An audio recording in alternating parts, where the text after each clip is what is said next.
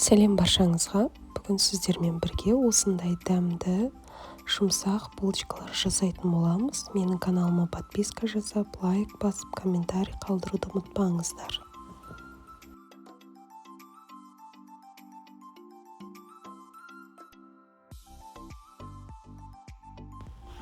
Ең әуелі 150 мл жылы сүтімізді 1 шай қасық шекермен 1 шай қасық ашытқымен араластырып 10-15 минутқа бетін жауып қоямыз.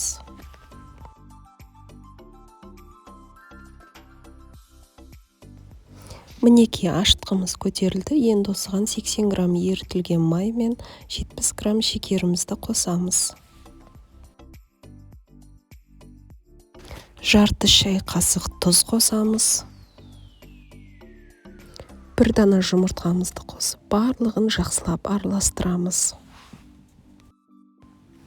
Енді ұнымызды қосып, жұмсақ қамыр болғанша илейміз.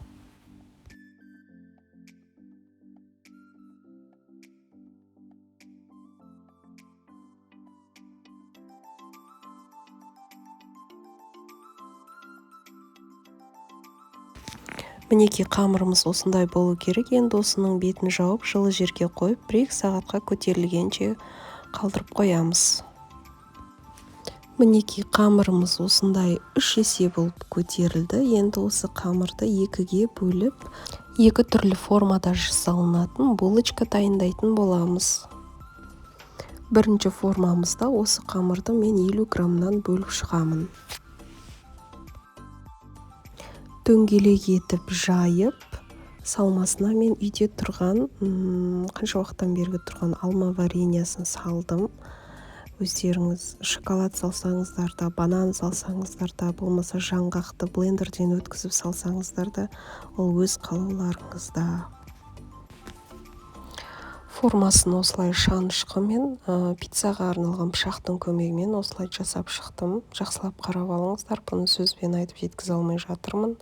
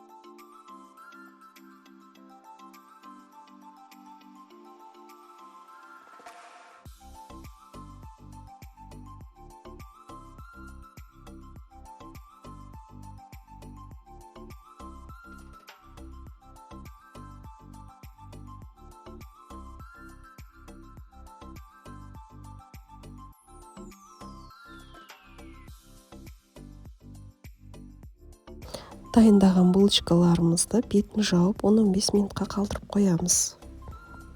Мінекей 15 минут уақыт өтті, кішкене болсын көтерілді. Енді бетіне жұмыртқаның сарысын ғана жағып, макпен әрлейтін боламын.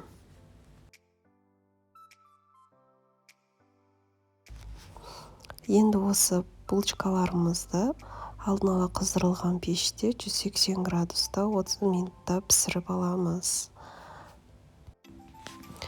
Жаңағы 6 дана булочкамды шығарған соң бала-шағам жеп қойды. Енді осы 3 дана булочканың видеосы ғана қалып тұр. Мінекей, осындай болып шықты формасы. Өте жұмсақ әрі дәмді болды. Енді келесі екінші формасын көрсететін боламын. Екінші формасында осы қамырымызды алып, дөңгелек етіп жайып шығамыз.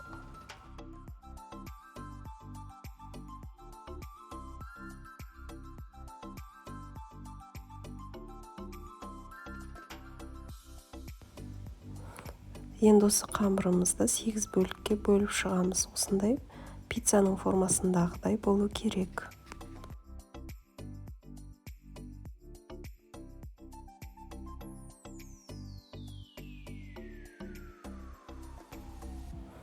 Ішіне салмамызды салып, осылай түйіп шығамыз.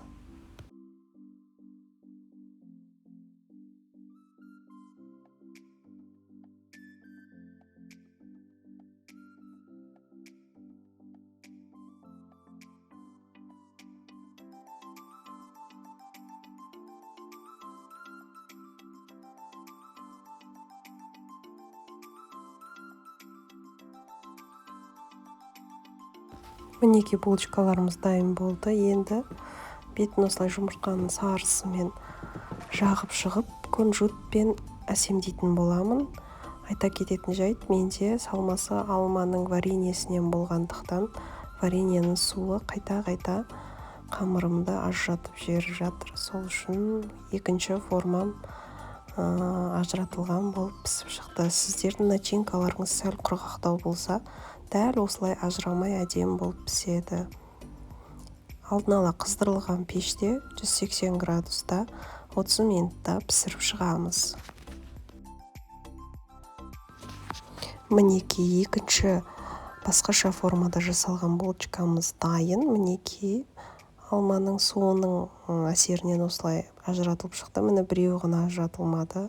Сіздерде құрғақ болса басқаша болады.